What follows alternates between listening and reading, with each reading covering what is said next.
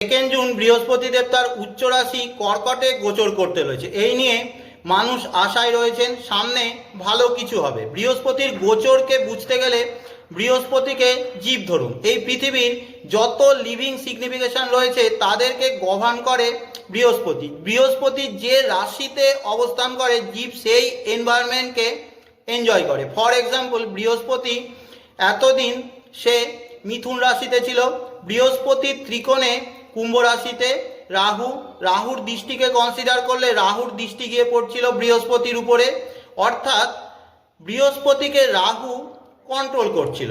মিথুন রাশি communication, information, media, teaching, IT, টেকনোলজির রাশি। আর রাহু হলো AI, modern technology, online, camera, shadow, ইলিউশনের কারক। এই সময় মানুষ সোশ্যাল মিডিয়াতে খুব অ্যাক্টিভ ছিল, প্রচুর মানুষ কন্টেন্ট ক্রিয়েটার হয়ে গিয়েছিল, অনলাইনে জ্ঞান ইনফরমেশান শেয়ার করছিল, মানুষ এগুলোকে কনজিউমও করছিল।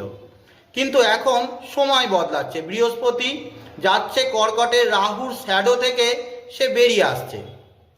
কর্কট রাশি জলতত্ত্বের রাশি, ইমোশনসের রাশি, মা, ফুড, নারিশমেন্ট, ইনার পিস, ঘর, কমফোর্টের রাশি হলো কর্কট। বৃহস্পতির কর্কটে গোচরকালীন মানুষ শান্তি চাইবে, কমফোর্ট চাইবে, ঘর থেকে কাজ বা ওয়ার্ক ফ্রম হোম করতে চাইবে।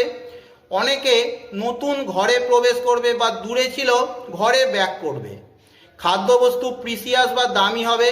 বৃহস্পতি আবার এখানে অতিচার গতিতেও থাকবে। অতি মানে বেশি, আর চার অর্থাৎ চলন বা মুভমেন্ট। বৃহস্পতি খুব হাই স্পিডে থাকবে। 2 জুন বৃহস্পতি কর্কটে ঢুকছে, আবার 31শে অক্টোবর কর্কট থেকে সে সিংহে চলে যাচ্ছে, অর্থাৎ মাত্র 5 মাসের মধ্যে সে 30 ডিগ্রি পথকে অতিক্রম করছে।